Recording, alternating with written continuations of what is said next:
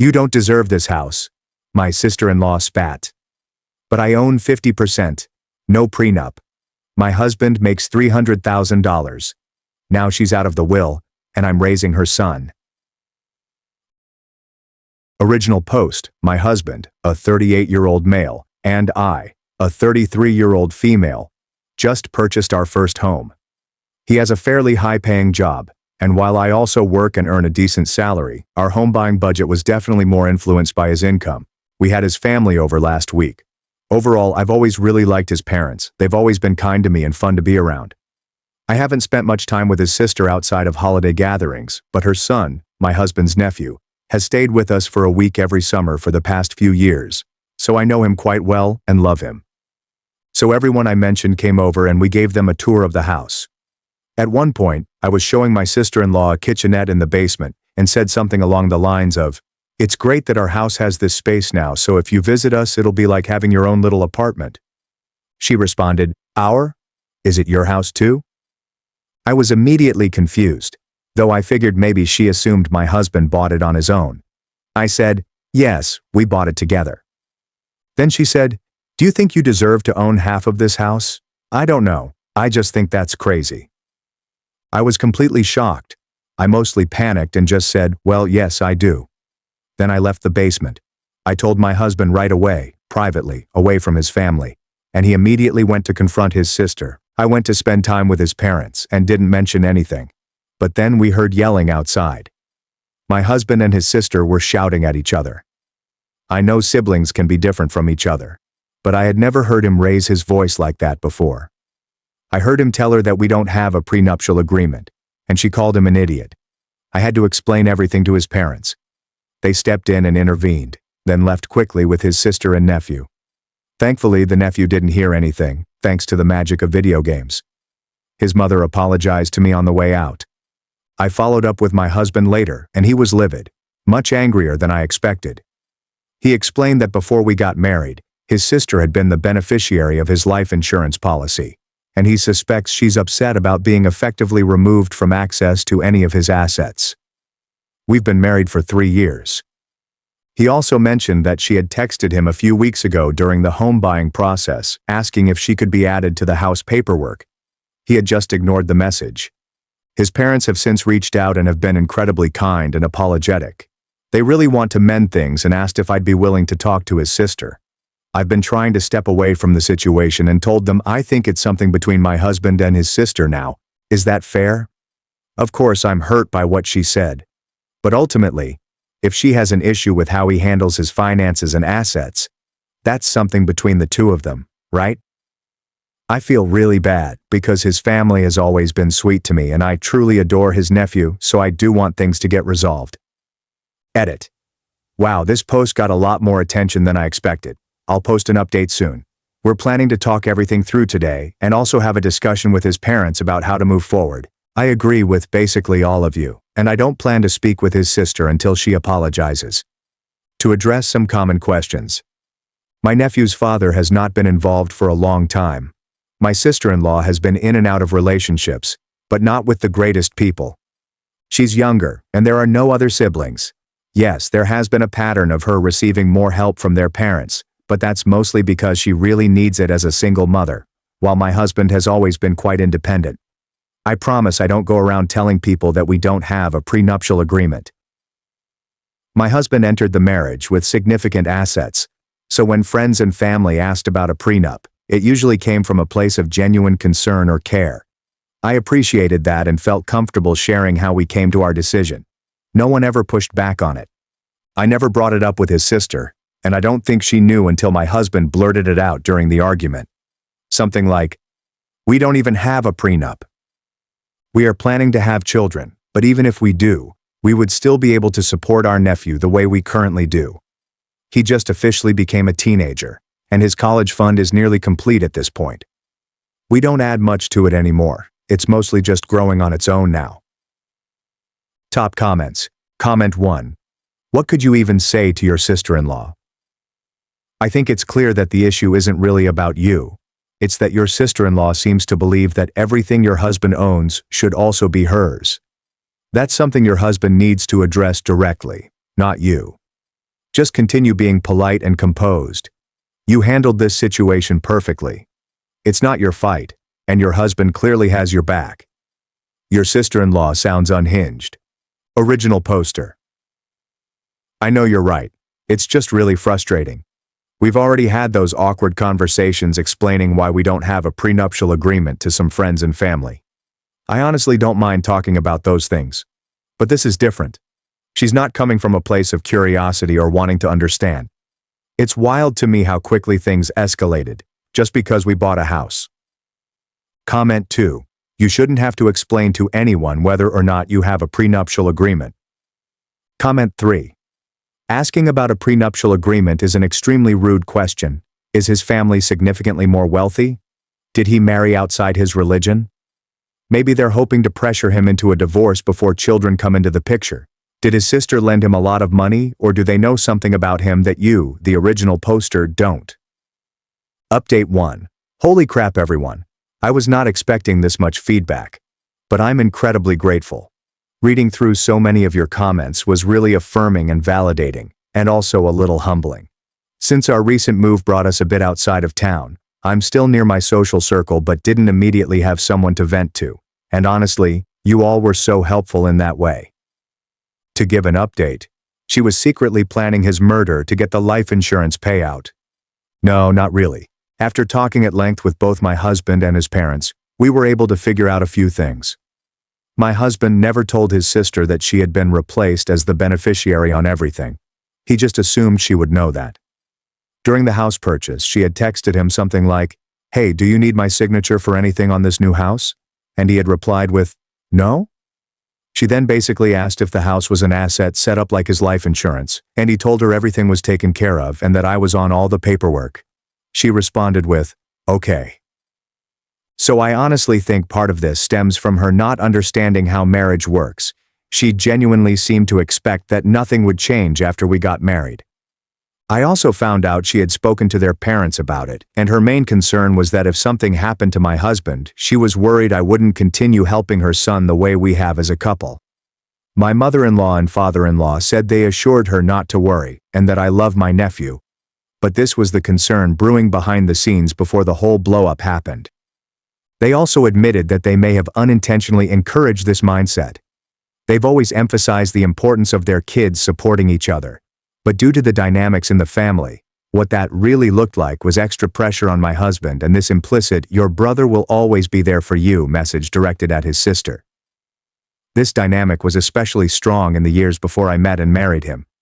Back then, his parents genuinely believed he would stay a lifelong bachelor, which wasn't a wrong assumption at the time. He definitely had that mindset. So in their eyes, the two siblings were each other's lifelong person.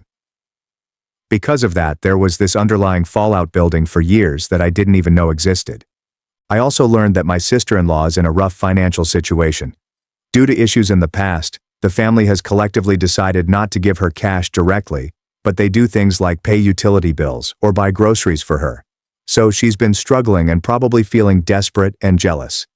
Obviously, none of this excuses her behavior, and I'm not speaking to her until she gives me an apology.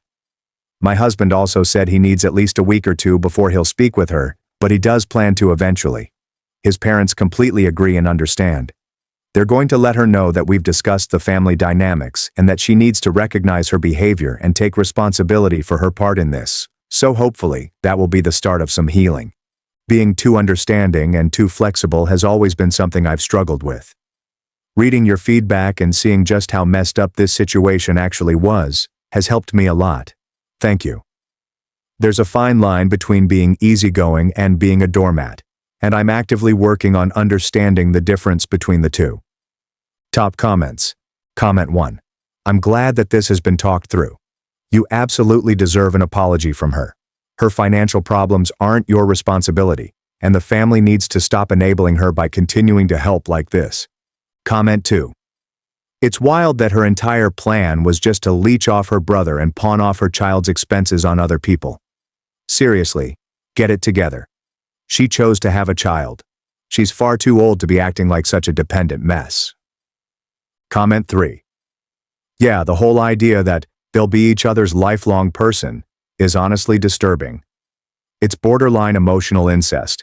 Even if your husband had stayed single forever, that wouldn't justify her feeling entitled to him or his resources. His parents should have focused on teaching her independence, not building that dynamic. Comment 4. It really sounds like she's just mad that you're the one receiving the payout now. She assumed she was going to get everything until you came into the picture. That kind of entitlement is unreal. Comment 5. Exactly.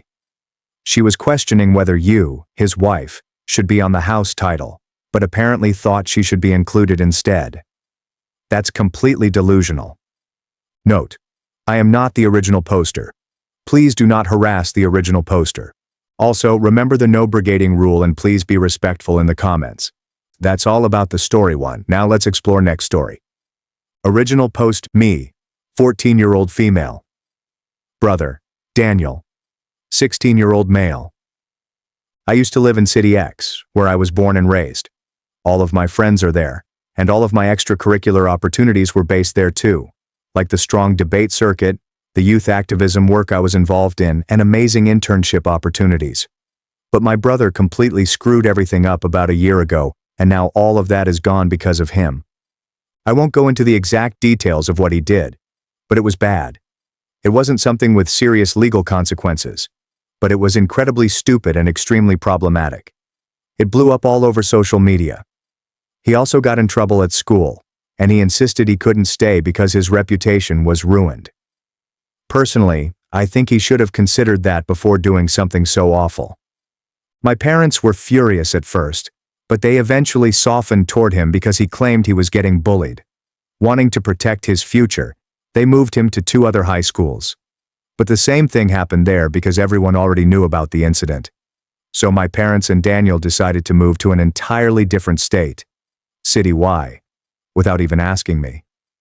Sure, his future matters, but why should mine be sacrificed because of his screw-up? City Y is tiny, has worse schools, and no debate league at all. I also had to leave behind all my friends. No one here knows what Daniel did, so he's happy.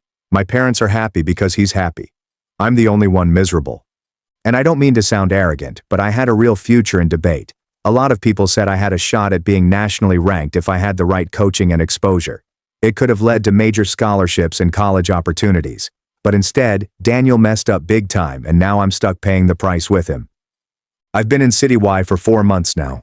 I didn't even speak to Daniel for the first 2 months. But now that we're all living under one roof, every time I see him, my frustration just builds. At dinner, my brother started talking to my parents about his college prospects. I just snapped. The conversation went like this. Daniel: I think I have a good shot at getting into state university. Me: yeah, right. With what you did last year? If you think running away to a different city and ruining my life will make what you did disappear, you're in for a rude awakening. Daniel: you're such a bitch. Get over it already. Mom: stop blaming your brother. You need to stop obsessing over debate and start adjusting to City Y. Apologize for what you said. Dad: State University won't know about it. Me: if we don't move back to City X, I'll email every single college you apply to with screenshots and evidence. That's a promise, not a threat. My parents were livid, but I wasn't joking. Am I the asshole here, or is it my brother and parents? Relevant comments and original posters replies. Comment 1. Info. What exactly did he do that got him in so much trouble? That might be important in figuring out whether you're the asshole. Original poster. Daniel went on a racist rant. He used slurs to talk about students of color he didn't like. Said things like, "This is why we need segregation again." And he posted it all on his main Snapchat story instead of his private one, where he usually shared that kind of garbage with his racist little friend group. And he left it up for hours. It was an absolute disaster, and in my opinion, he deserved every bit of the backlash. Comment 2. Did your parents do anything about this at all? Was he punished at home? Did he show any remorse? You're definitely not the asshole regardless. I'm just curious. If I were in your parents' shoes, my first step would have been to make my kid fully understand how vile and harmful that behavior was. I'd want him doing community work or something to try to make amends before even thinking about relocating. It really bugs me when parents don't hold their kids accountable for horrible behavior like this. Original poster. Obviously, students of color were really upset and there was backlash.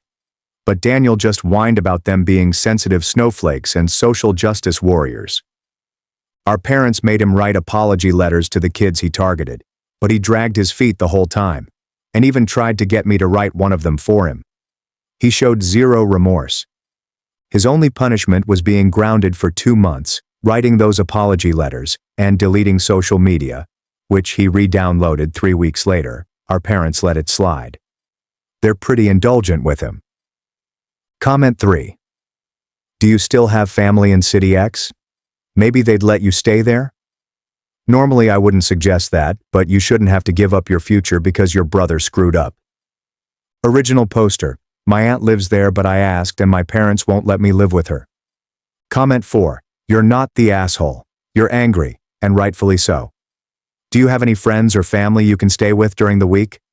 I know you resent your parents, but they're probably just doing what they think is best to protect their son.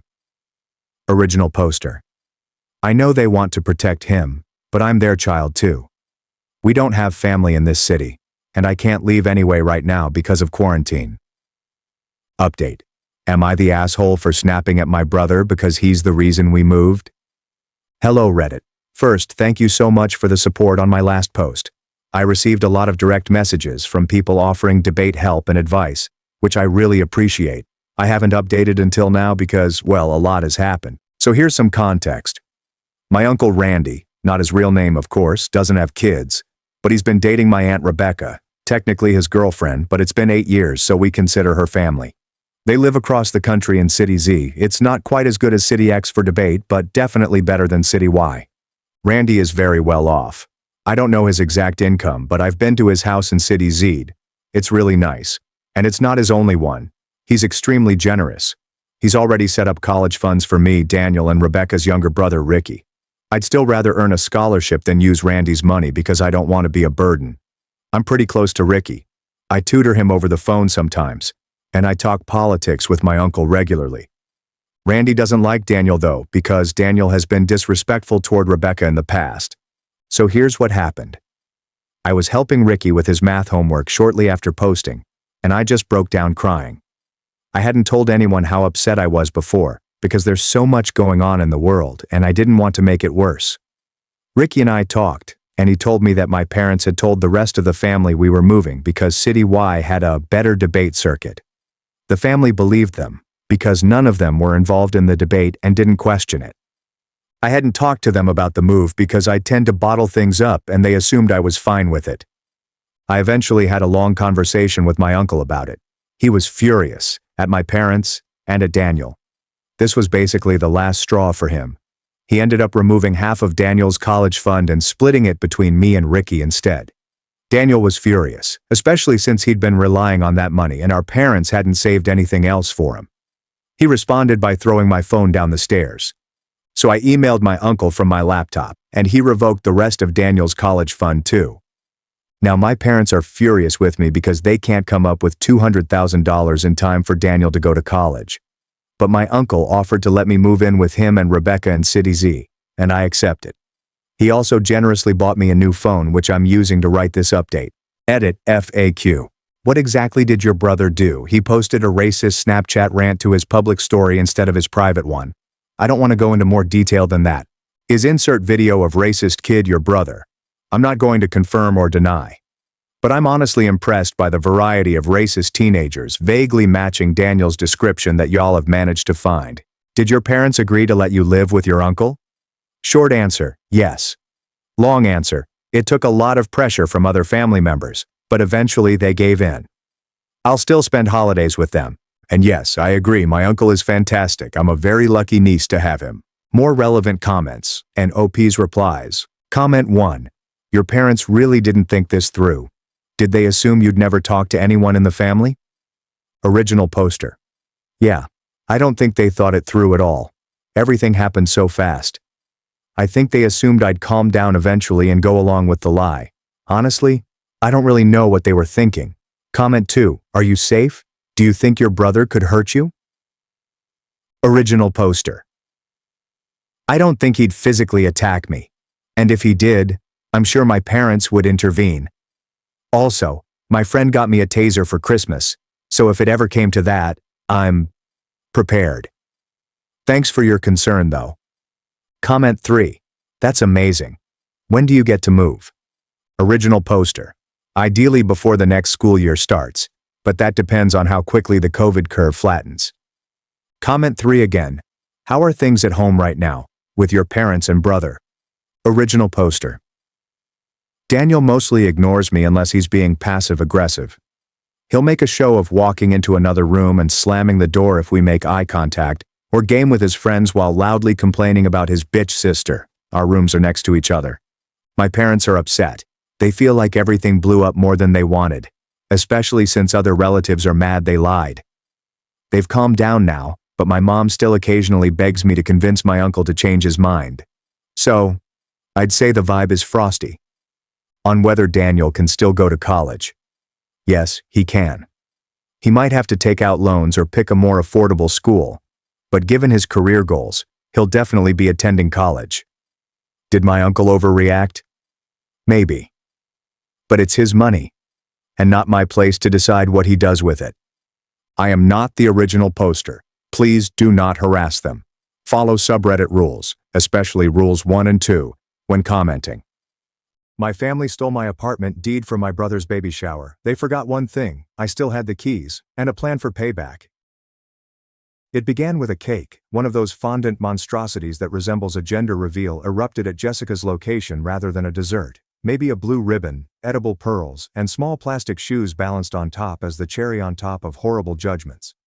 My mother was standing next to it, grinning as if she had just conquered generational poverty with themed pastries. I was not intended to be here. Technically, I was not even invited. I got the address from my cousin. He included the phrase, "Don't shoot the messenger," in his message. The kind of family loyalty that may get you kicked off an island. I showed up anyway, with a gift. Nothing fancy, just a vintage silver rattle engraved with the baby's initials, wrapped in blue tissue and nestled into a box I'd gone across town to get. It wasn't flashy, yet it conveyed meaning.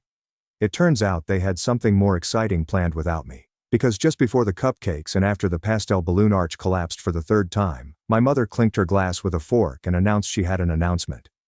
"Family is everything," she said, which, if you know my family, means someone is about to be humiliated. "Please smile for the cameras." She held up a gold-trimmed gaudy frame with just enough weight to convey seriousness. Inside is a deed. "This," she told me triumphantly, "is a gift from all of us, to the new parents. The apartment. It's theirs now, paid in full." Applause. My brother grinned. His girlfriend brushed away tears. My aunt screamed. "You guys are amazing."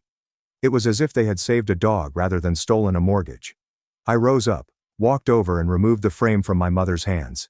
Read the name. "This is my name." I stared at them, back at the frame, and then at my father. He leaned in like a used car salesman, offering an unexpected improvement. "You have 30 days to vacate," he said quietly. I smiled. 1 day is enough.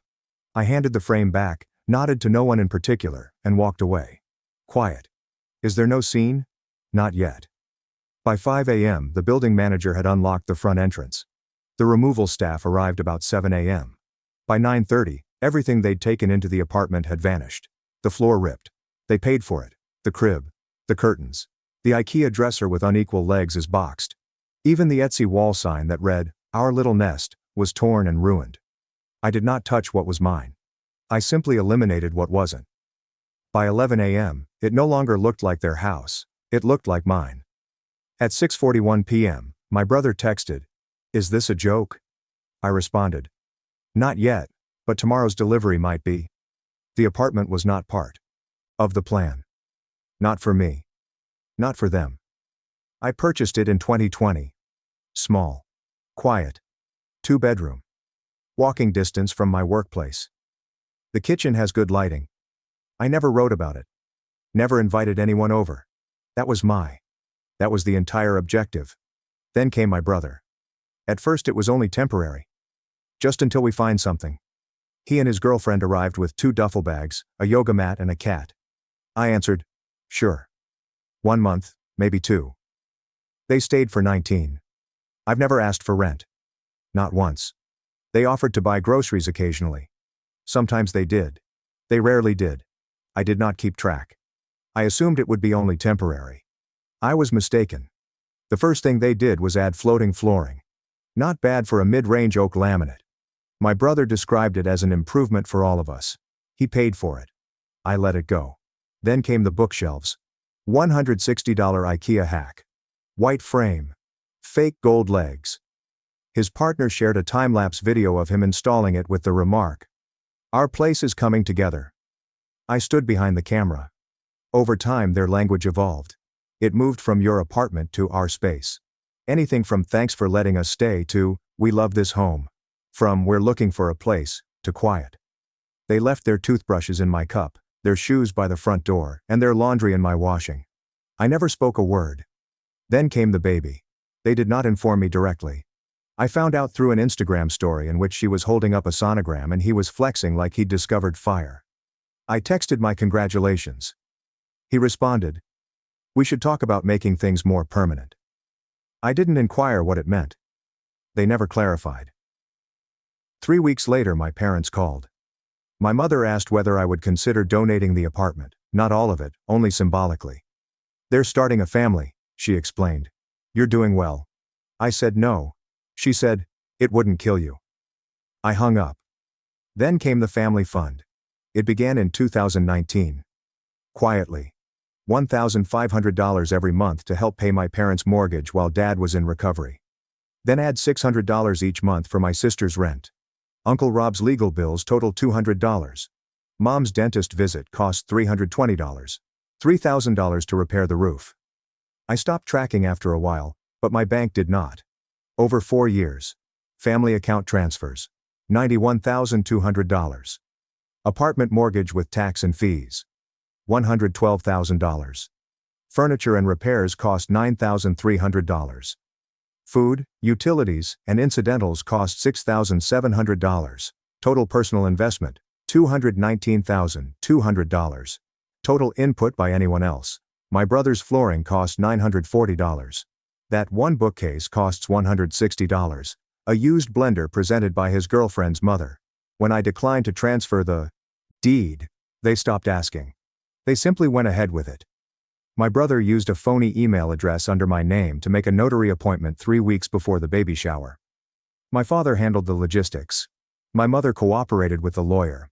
They sent in a scanned signature from a tax form I filled out in 2018. It wasn't a particularly good forgery, but it was sufficient. The property's title was reallocated without my consent. At the baby shower, everyone acted as if they were giving me a minute to cheer, smile, and feel included. Instead, I saw my name displayed in a gilded frame like a prop. "A gift from all of us," my mother explained.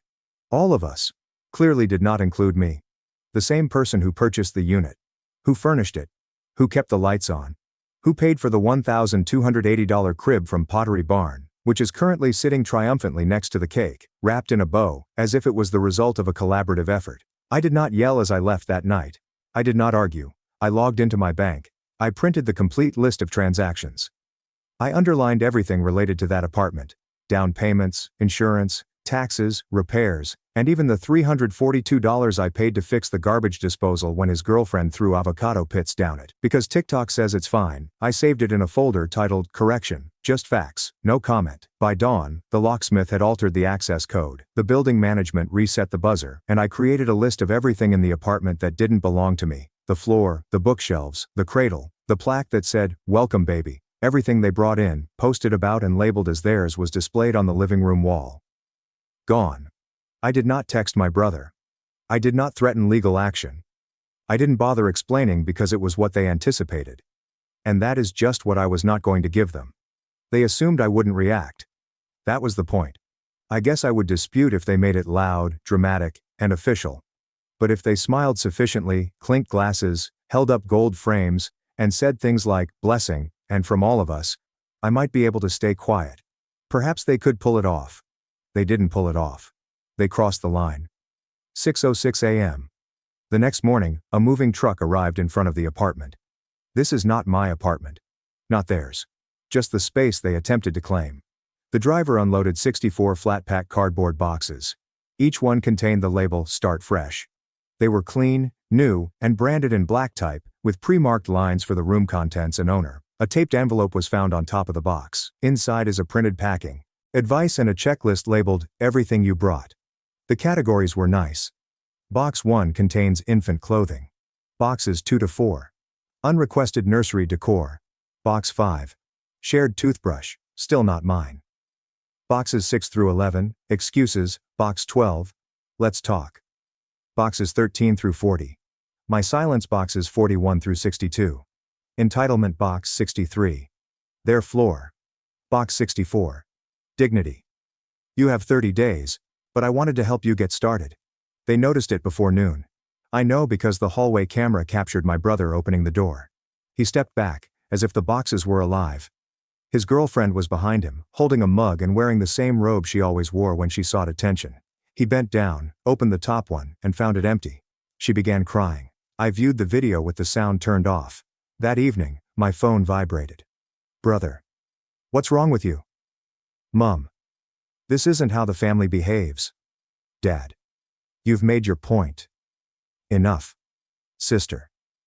Are you all right? Is everything really okay? I didn't respond. Not for them. Not anymore. I had already created my own spreadsheet with everything I paid for, carried, and what they took. I sent it as one PDF. Subject: apartment final numbers. At 4:17 p.m., my mother called back. I let it ring.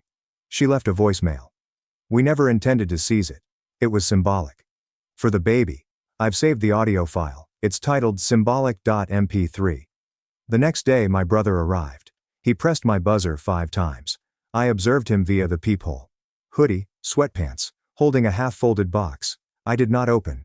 He left the box on my porch. Inside, a note. You're really going to do this? After everything? I left it until it poured.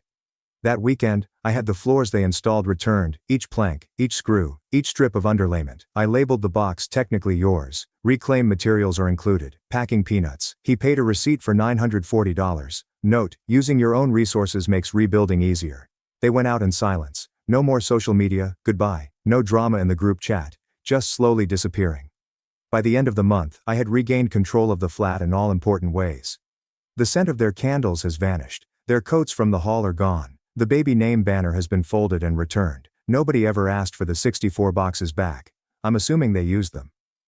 1 month later, my mother sent me a group email. Subject: family reconciliation. It contained bullet points.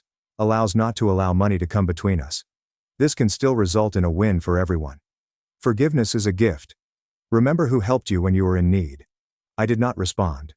However, I forwarded it to myself, under a fresh subject. Line: family rebranding. Then I archived it. The apartment is quiet now. Sometimes I turn off the lights and just listen. The ghosts of their plans can still be heard echoing throughout the walls. But ghosts are quieter than humans.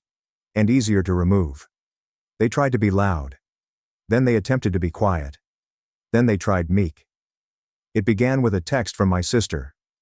Let's just reset. No drama, no receipts. Clean slate. I then received a call from my mother. There is only voicemail. I understand we've made mistakes, but you're the wiser one. You always were. Finally, my favorite communication from my father. Come to dinner. Let's talk man to man. They chose a Tuesday. I said yes. The eatery was Italian, mid-level. They expected the gloomy lighting to make everything gentler. They were wrong. I arrived second. They had already ordered a bottle of wine. 2 glasses. I did not touch mine. My mother launched first. We were under pressure. Then everything was so chaotic with the baby. Then we shouldn't have gone behind your back, but it was out of love. I let them conclude their short soliloquy. I then opened my bag. 3 objects. Quietly placed on the table. A USB. A manila folder. A single laminated sheet. My father reached for the USB. I pulled it back. You will not need that. I have already emailed it to your employers and the bank. My mother froze. I handed her the folder. Inside, a notarized termination of all co-signed accounts. A legal notice revokes power of attorney. A side letter that concludes my monthly contributions. There's no fanfare. Just documents. I looked at my sister. You are no longer covered under the insurance plan. Effective last week. She blinked again and then attempted to grin. That is okay. I'll figure it out. I nodded. You will. My brother did not show up, but I sent him his own packet via courier. Inside, a bill for property use, an itemized spreadsheet of damages, and a QR link to a Dropbox folder titled Resources to Get Started. The folder contains resume templates, cover letter samples, a mock LinkedIn profile, and a brief tutorial on how to apply for jobs after the free trip expires. That Saturday, I held a picnic. Not for family, but for ex-family, park table, plastic cups, and name tags with initial names and job titles. However, no one had work titles, so I brought extras. Each tag read, "Available, ask me about my abilities." My aunt cried when she saw hers. My cousin pretended that it was a joke. My mother responded, "It's confronting." I stated that was the point. Then I handed out the folders. Each contains a printed copy of a job board URL, one fact sheet budgeting for grown-ups, and one sticky note. You stated that I was accountable, so I'm helping you become one as well. The following Monday, I filed a police report. Not a lawsuit, not vengeance. Simply a report of identity theft and title fraud. The officer at the desk inquired whether I wanted to press charges. I said, not yet. On Thursday, I received an email from my father's lawyer. Subject, concerns about escalation. Body. Let us not destroy the family over a few documents. We can resolve this without resorting to litigation. This isn't what your mother wants. I responded with 2 lines. You desired a life without me. Let me show you what that looks like. They stopped calling. I stopped texting. But the stillness did not imply capitulation. It indicated bewilderment. Which, frankly, was louder. Nobody spoke directly about me anymore. They'd ceased mentioning my name in communications they sent to anyone who still knew how to send screenshots. But I overheard everything. My cousin from Indiana, who mysteriously ends up on every family chain, whether she wants to or not, kept me in the loop quietly. There's no commentary, just raw statistics. FYI, she'd write, then forward the text. Sometimes there is an audio message. Sometimes there is a photograph. Like the one of my mother wearing her healing scarf while refilling books at the local library. Apparently, she got a part-time job there.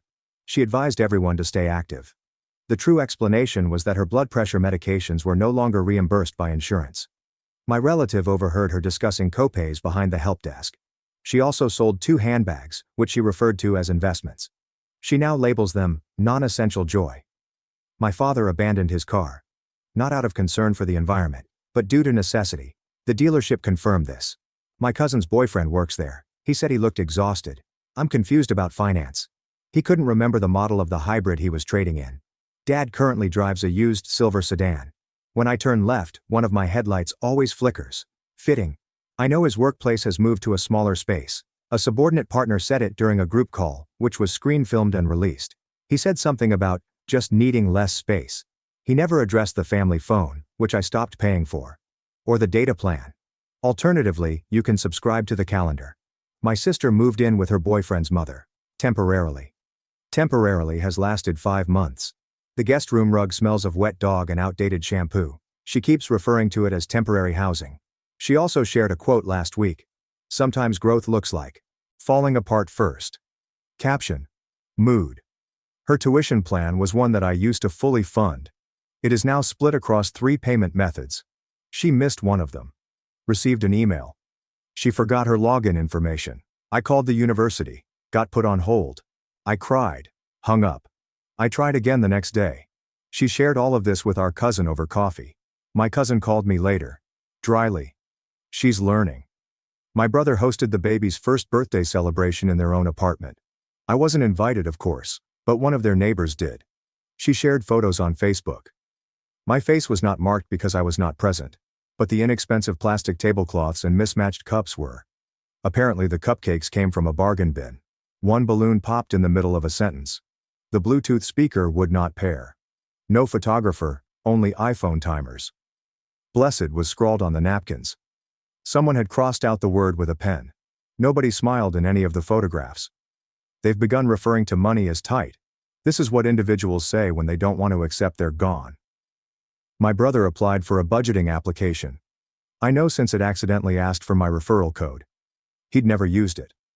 One weekend, 34% of their costs were labeled as miscellaneous. They rebranded the previous family group chat. It's now called Support Circle. I'm not in it. But I get screenshots. The UI has not changed, still blue bubbles. Responses remain performative. Mom wrote, "Guess who made lemon bars?" No one responded. Dad forwarded an article titled, "Forgiveness adds 5 years to your life." Seen by 2 people, no hearts. My sister shared a selfie with the comment, "Growth." The background featured the same dog rug. There are no comments. Thanksgiving occurred without me.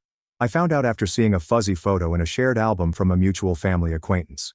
The turkey was clearly burned. The chairs did not match. One was a beach chair. They utilized someone else's phone because the music system refused to connect over Bluetooth. They printed up a gratitude list and placed it on the table. 5 blank lines. Only 2 had been filled out. One said, "Health." The other said, "Hope." The photograph had no filter. It didn't require one. My cousin in Indiana texted later. "It was weird. No one brought up your name, not even once." That was the most revealing portion. Not that they missed me. They had to strive so hard not to. By the time they stopped pretending I'd return, I'd already rebuilt the floor. They were older. Loud in some spots, crooked in others. I had no idea how loudly they echoed until there was no one around to muffle the sound. So I stripped everything down, sanded, sealed, stained, new oak, matte finish, warm, honest. I chose it not for its style, but because it made no apology. Next, I painted the walls. Soft gray, not cold, not trendy, just silent. The living room lost 2 seats but gained a reading corner. The kitchen offers under-cabinet lighting. The laundry closet was converted into a room. There were no witnesses to the proceedings. Nobody requested for progress photos. That made things easy. For the first time, I wasn't setting up a space for anyone else's needs. I then met her at a hardware store, of course. She was debating about grout color with someone who obviously didn't care. I told a joke. She did not laugh. She corrected the punchline. Better than mine.